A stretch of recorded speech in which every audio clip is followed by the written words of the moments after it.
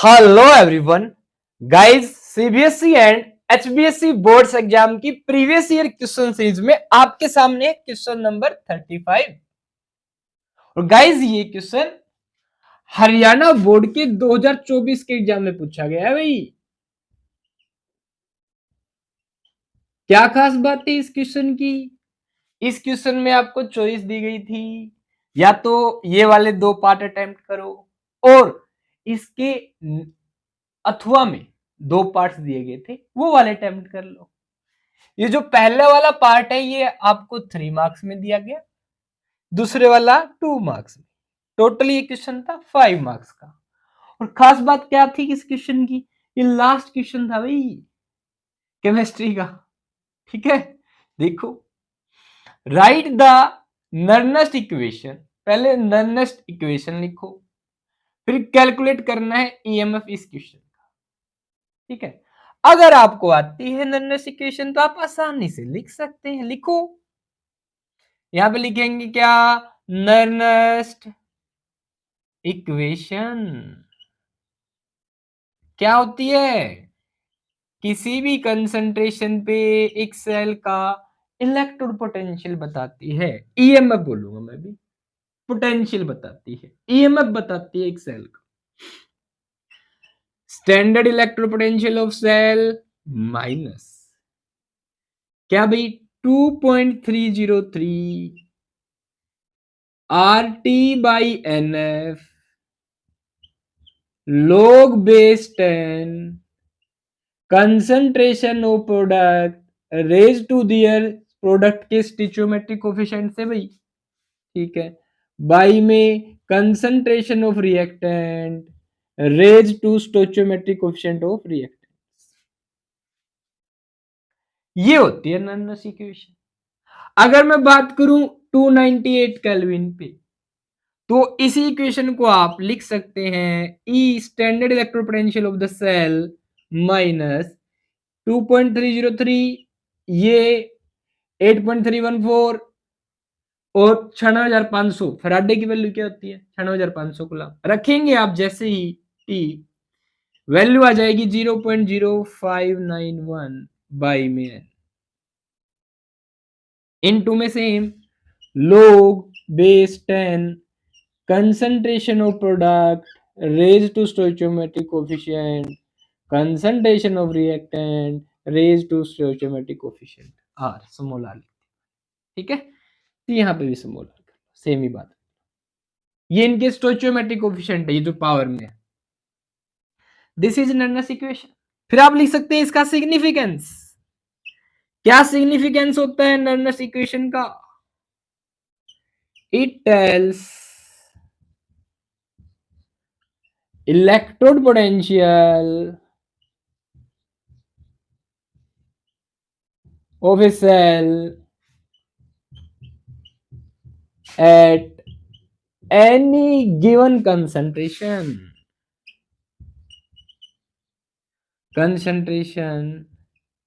except standard condition, except के अलावा या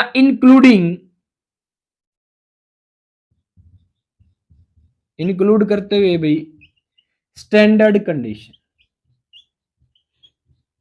जैसे भाई 1 मोलर कंसंट्रेशन स्टैंडर्ड कंडीशन, अब 1 मोलर कंसंट्रेशन हो, 298 केल्विन टेम्परेचर हो, 1 atm प्रेशर हो, हम कहते हैं स्टैंडर्ड कंडीशन है। उस टाइम पे हम ई नोट सेल निकालते हैं। जैसे ही कंसंट्रेशन बदलोगे आप प्रोडक्ट की बदल देंगे, रिएक्टेंट की बदल देंगे, तो आप नर्नेस इक्वेशन निकाल लगाकर ही electrode potential of the cell बता सकते हैं सिंपली। ये हो गया आपका काम नर्नेस इक्वेशन वाला। ठीक है, ऐसे लिख देंगे। अब बात आती है न्यूमेरिकल सोल्व करना है, ये निकालना है। अब इसी इक्वेशन को तो फॉलो करना है, यहां कर देते हैं फॉलो। उससे पहले आपको इसकी इक्वेशन लिखनी होगी। इक्वेशन कैसे लिखते हो? रिएक्टेंट कौन है, प्रोडक्ट कौन है। अब देखो, सबसे पहले क्या होगा? मैग्नीशियम, इसका मतलब ये समझो भाई, यहां पे गौर से देखिए, 2 लाइन नहीं लगा दी, मैं लगाना चाहूंगा यहां पे 1 लाइन। 1 लाइन का मतलब है मैग्नीशियम सॉलिड इलेक्ट्रोड जो है मैग्नीशियम का, ये कन्वर्ट हो जाता है मैग्नीशियम आयन। तो मैग्नीशियम जो है ये कन्वर्ट हो गया मैग्नीशियम के आयन में। ठीक है, मैग्नीशियम सॉलिड है स्टेट में, ये मैंने ऊपर लिख दिया। आयन हमेशा एक्वस फॉर्म में मिलेंगे, डन, ये ध्यान रखेंगे। यानी इसकी कोई ना कोई कंसंट्रेशन है, ये दे रखी।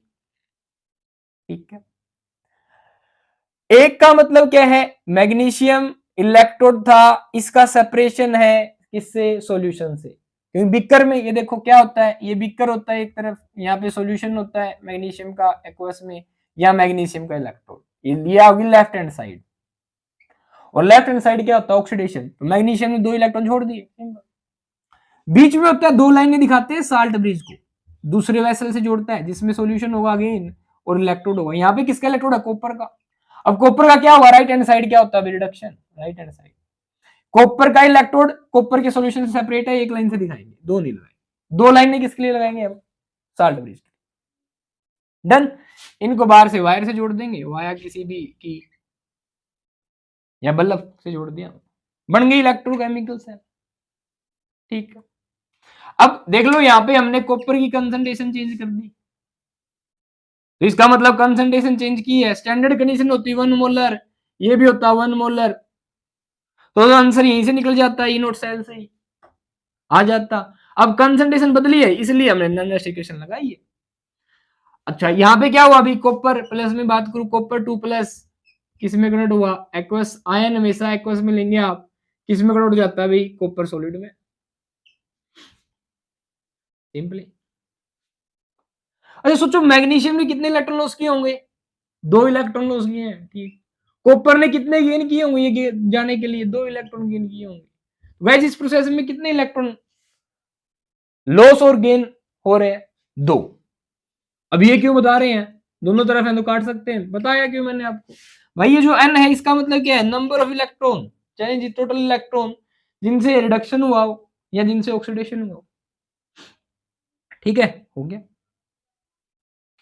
प्रोडक्ट की कंसंट्रेशन, मैग्नीशियम 2 प्लस की कंसंट्रेशन, इसका स्टोचियोमेट्रिक क्वेश्चन कितना है, 1। रिएक्टेंट में कंसंट्रेशन कॉपर की, इसका स्टोचियोमेट्रिक क्वेश्चन कितना है, 1, रख देना। अच्छा, सॉलिड जो होते हैं इनकी चेंज इन कंसंट्रेशन हम नहीं लेते हैं, कितनी मानते हैं इनकी एक्टिविटी सॉलिड की, 1। और 1 से किसी से मल्टीप्लाई करोगे तो कंसंट्रेशन रखने का कोई फायदा है नहीं, तो कितनी पावर, 1 की पावर कितनी होती है, 1। तो सॉलिड जो भी फैक्टर सॉलिड स्टेट में होते हैं इनको हम हटा देते हैं इस इक्वेशन में रखने से, क्योंकि वैल्यू इनकी 1 होती है, इनकी एक्टिविटी की वैल्यू कितनी होती है, 1, या इनके अंदर चेंज इन कंसंट्रेशन कोई ज्यादा होता नहीं। ठीक है, इसलिए नहीं लेते हम, रख दो, आंसर आ जाएगा। तो पहले स्टैंडर्ड निकाल लो, फिर ये वैल्यू रख दो, लगाओ भाई। स्टैंडर्ड कैसे निकाल लोगे, इलेक्ट्रोड पोटेंशियल कैसे निकालते हैं, standard electrode potential, electrode potential of cathode minus standard electrode potential of anode, ये निकलता है standard electrode potential of cell. अब कैथोड का काम कौन करेगा, ये देख लो किसका रिडक्शन पोटेंशियल ज्यादा है, कॉपर प्लस 0.34 वोल्ट, इसका कितना, माइनस का 2.37, और ये इसका क्या रिडक्शन पोटेंशियल +2 से कन्वर्ट हो रहा है 0। तो रिडक्शन पोटेंशियल है हमारा स्टैंडर्ड पोटेंशियल, उसी के लिए फॉर्मूला है। तो रिडक्शन पोटेंशियल सेल का आएगा, रिडक्शन पोटेंशियल ऑफ कैथोड में से घटा दो reduction potential of anode, done. ठीक है, और ये आप इससे भी देख सकते हैं, ये वाली साइड किसका काम करेगी भाई, राइट हैंड साइड, इसका क्या होगा, रिडक्शन, इस वाली का क्या होगा, ऑक्सीडेशन। ये क्या है, एनोड, ये क्या है, कैथोड। यहां पे क्या चार्ज होता है, नेगेटिव, यहां पे क्या चार्ज होता है, इलेक्ट्रोड पे पॉजिटिव। थोड़ा डिफरेंस बता दिया मैंने। ठीक है, रखें, क्या करें, 0.34 यहां रखेंगे आप, इसमें से घटा देंगे क्या, ये कितना है, माइनस का 2.37, घटाओगे तो माइनस माइनस क्या हो जाएगा भाई, प्लस। 7 4 11 1 3 3 6 1 7 2 1 3 वोल्ट, कितना आ गया भाई, ई नोट सेल कितना आ गया, 3.71 वोल्ट। ठीक है, माइनस में करेंगे क्या, 0.059, इसको मैंने 0.06 लिख दिया भाई, भाग में एन, एन कितना हो गया, 2 इलेक्ट्रॉन। लगा दी नॉन इक्वेशन, ठीक है। फर्दर log बेस 10, अब ये हटा दो एक बार, लो भाई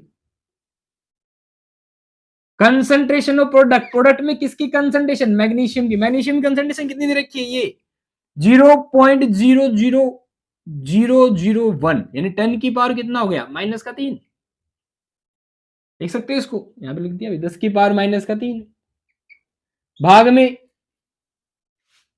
कॉपर की कंसंट्रेशन रिएक्टेंट देख लो, कॉपर कॉपर की तरफ है, इसकी तो 1 होगी, कॉपर 2 प्लस यानी कंसंट्रेशन कितनी है, 1 2 3 4, 10 की पावर माइनस 4, रख दो भैया।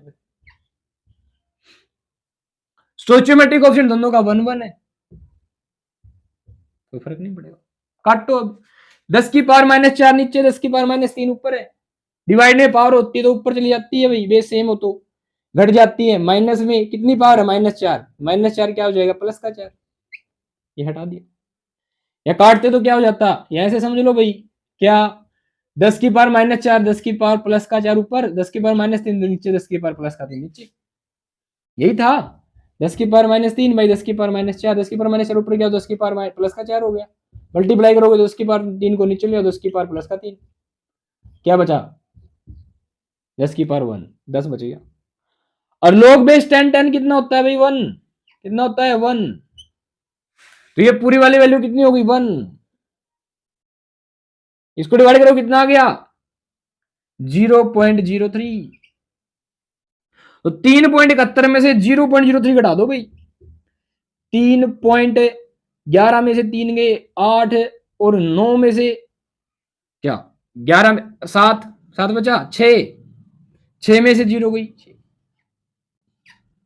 कितना आ गया आंसर, प्लस का 3.68 वोल्ट।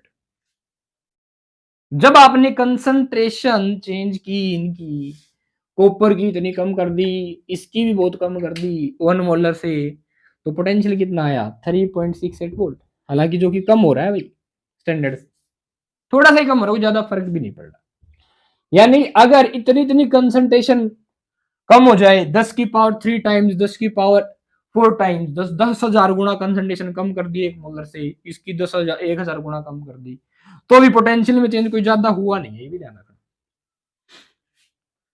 दोनों ही कम हो रही है ना सेम टाइम, इसलिए ठीक है, हो गया सो अच्छे से उतारना थोड़ा, यहाँ पे लिखोगे तो भाई 3 नंबर में क्वेश्चन, 2 पार्ट, 2 नंबर उसके मान लो आराम से, 1 नंबर या 2 नंबर इसका ले लो, बराबर बराबर मान लो 1.5 1.5 के 3 नंबर का क्वेश्चन है टोटल, ये रननेस इक्वेशन दी है, इसकी एप्लीकेशन पूछ ली, तो इस तरीके से हमने ये क्वेश्चन सोल्व कर लिया भाई। टर्निंग पॉइंट क्या था, एक तो ये एन, ये पता होना चाहिए आपको, एक log लिखना आना चाहिए भाई, log बेस 10 10 कितना होता है 1, ध्यान, तो पोटेंशियल कितना आ गया 3.68 वोल्ट, बोलो भाई समझ में आया, कोई डाउट हो तो बता देना, कमेंट में पूछ लेना। नेक्स्ट चले अगले क्वेश्चन पे, क्या था भाई 2 नंबर में, why does conductivity of A solution decreases with dilution, क्यों डिक्रीज होती है कंडक्टिविटी विद डाइल्यूशन के साथ, सिंपल सा गाइस, ये जब कंडक्टिविटी की बात करना है ना, इसका मतलब है स्पेसिफिक कंडक्टिविटी से, किससे इसका मतलब, स्पेसिफिक कंडक्टिविटी से, जिसे हम कहते हैं कापा, ऐसे लिखते हैं कैसे, और स्पेसिफिक कंडक्टिविटी ही डाइल्यूशन करने पे कम होती है। अगर मैं बात करूं किसकी, मोलर कंडक्टिविटी लैम्डा एम और lambda E Q equivalent conductivity की, तो ये दोनों तो इंक्रीज होती है भाई डाइल्यूशन करने पे, तो सिंपल शब्दों में डाइल्यूशन करने पे स्पेसिफिक कंडक्टिविटी डिक्रीज होती है, क्यों, रीजन देख लो सीधा, क्योंकि number of ions per unit volume decreases, number of ions per unit volume decreases, EASES decreases, so specific conductivity और कंडक्टिविटी, स्पेसिफिक कंडक्टिविटी किसमें होती है कंडक्टिविटी, 1 सेंटीमीटर क्यूब वॉल्यूम में, 1 centimetre cube volume decreases,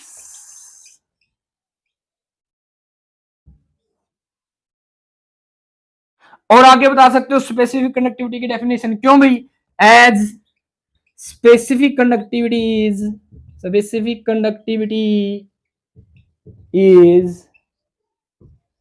conductance TANC due to ions in 1 centimetre cube volume. 1 centimetre cube volume में जो भी ions है उनके कारण जो कंडक्टिविटी होती है, कंडक्टेंस होता है, उसे हम कंडक्टिविटी कहते हैं, स्पेसिफिक कंडक्टिविटी। अब अगर डाइल्यूशन कर दिया तो वॉल्यूम बढ़ गया और number of ions 1 centimetre cube volume में क्या हो जाएंगे? कम। दैट्स वाई कंडक्टिविटी डिक्रीज हो जाती है भी। तो नॉर्मली ध्यान रखना, कंडक्टिविटी टर्म हम स्पेसिफिक कंडक्टिविटी कापा के लिए यूज करते हैं, ध्यान रखिएगा। ये था 2 मार्क्स में क्वेश्चन। नंबर ऑफ आयंस कम, कंडक्टिविटी कम, क्योंकि 1 सेंटीमीटर क्यूब वॉल्यूम में देखी जाती है। लेकिन जो मोलर कंडक्टिविटी है और इक्विवेलेंट कंडक्टिविटी है, ये डाइल्यूशन करने पे बढ़ जाती है, क्योंकि ये 1 मोल आयन फिक्स हो जाते हैं, चाहे वॉल्यूम आप कितना ही करें, 1 मोल आयन होने चाहिए। आयंस को मूव करने का स्पेस मिल जाता है अगर डाइल्यूशन करते हैं तो। ऐसी equivalent conductivity 1 gram equivalent ion होने चाहिए, तब देखी जाती है। इसे मतलब नहीं है वॉल्यूम कितना हो। स्पेसिफिक कंडक्टिविटी मतलब है कि यूनिट वॉल्यूम होना चाहिए, बस 1 सेंटीमीटर क्यूब वॉल्यूम। डाइल्यूट करने पे वो उसमें जो नंबर ऑफ आयंस है वो कम हो जाएंगे। That's why number of ions per unit volume decrease हो जाते हैं, इसलिए स्पेसिफिक कंडक्टिविटी डिक्रीज हो जाती है। ये क्वेश्चन था भाई 5 मार्क्स में आपके साथ, जिसमें सबसे इंपॉर्टेंट टास्क था एक तो आपको नॉननेस इक्वेशन बताना, मतलब आपको एग्जाम में बतानी होगी, मैंने आपको बता दी। फिर इसकी एप्लीकेशन, ये न्यूमेरिकल, ठीक है। पहले स्टैंडर्ड निकाल लें भाई। 1 सेकेंड, अरे अरे अरे, एक थोड़ी सी गड़बड़ दिख रही है मुझे इसमें, सही गड़बड़ दिख रही है भाई साहब। 7 4 11 1 3 3 6 7 क्यों कर दिया भाई? 3 3 6 कहाँ था मैं? जोड़ी गलत हो रखा है यार, या कुछ और तो नहीं कर रखा। कितना है? 2.37 है। क्या करना है? सीधा ही जोड़ना ही था। तो 4 और 7 कितना हो गया? 11 1 3 3 6 कितना हो गया? 7। ठीक है, आगे क्यों लगाया? 2 ही आएगा यहाँ पे, 2.71 आएगा, 3.71। तुम भी यार बोलते नहीं हो। 2.68 हो जाएगा। देखो जाते जाते गलती ठीक होगी ना, कई बार दिमाग में चढ़ जाता है 3। ठीक है, शुक्र है भाई, 2.71 होगा। ठीक है, कई बार जोड़ भी देखो गलत हो जाता है, सॉरी बाय द वे की ध्यान नहीं था भाई उस टाइम पे। तो 2.71 में से घटाएं 2 कितना आ गया? 2.68। ध्यान रखिएगा, पता नहीं कैसे 3 चढ़ा दिमाग में, हो जाता है भाई। क्योंकि मैंने भी अभी अभी सोल्व किया बस क्वेश्चन आपके सामने देखते ही, पहले निकाल के मैंने भी नहीं देखा था। ठीक है, तो ध्यान रखिएगा भाई, ये था क्वेश्चन। ठीक है, तो इस तरीके से हमारा क्वेश्चन नंबर 35 कंप्लीट हो जाता है। और ये जो सिली मिस्टेक हमसे भी थी हमने करेक्ट कर ली है। किसी प्रकार की कोई क्वेरी हो आपको केमिस्ट्री किसी भी कंसेप्ट को लेके, आप स्क्रीनशॉट ले लीजिए भाई, तो आप कमेंट में पूछ सकते हैं। अच्छे से पढ़िए, ऑल द बेस्ट।